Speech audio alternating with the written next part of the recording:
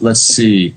Miggy asked about the 2-bus, which I think is you have your DW Fern. VT7 is that what's called? And VT5. The 5 is the VT5. EQ, the 7 is the limiter.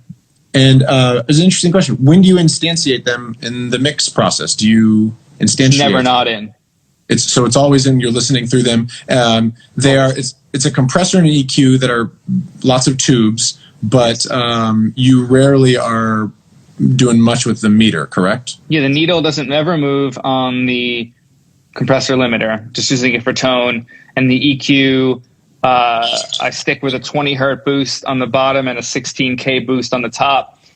And they go anywhere between 2 to 6 dB of boosting, depending on where I'm at. And then there's a high cut at, I always forget the number, it's like 27K or something ridiculous.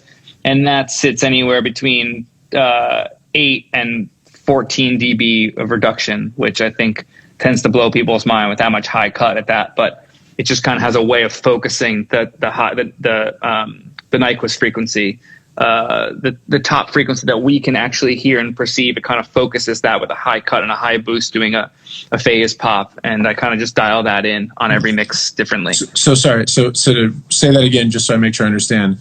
On your mix bus, there is a tube EQ that does a simultaneous boost and cut in the super high 27K, way above what we can hear. But of course, the boost is at 16K and the cut is at 27 or 28K. I forget what it is. I could walk over there and look at it, but and it does a certain focusing of the high end because of a little bit of a phase shift. And exactly. It's to you. How did you discover that? Was that by turning the knob? You just started playing with it and you're like, ooh. Started playing with it and it started bringing the mix into focus, like all the high end, like that unnecessary redundant noise that I'm talking about. That stuff just kind of focused downward. Almost things start sounding brighter, but they're quote unquote darker because I'm cutting off all that air. And not all of it, just a substantial amount of it. It's more of a tone shaper. It's more of a shape plugin, a shape tool. Than like a filter. It's not filtering. It's like, do you always use it? Do you make many adjustments to it? Yeah, it's always different on every song. And we have a way of recalling it. So the only thing that I have to recall from my mixes is that mix bus chain. Nice. And because when you're using other outboard stuff, you are generally printing it. I print it. I'll recall the vocal chain. So someone sends me a new cut of like the second verse, I can go back to that. Yeah. Very interesting. Extreme high cut on mix bus. I'm not sure that I would do it with a plugin. It's probably worth trying with a plugin.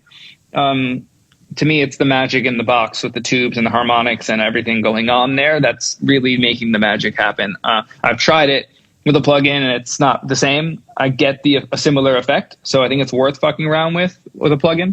Yeah. You can use the Ozone 8 or 9 vintage EQ to do this move. I think their high cut is at 20K though. It seems a little low for this kind of move. Maybe try it with the Pro Q3. Try it with something. Yeah. Just like hear what that's doing, and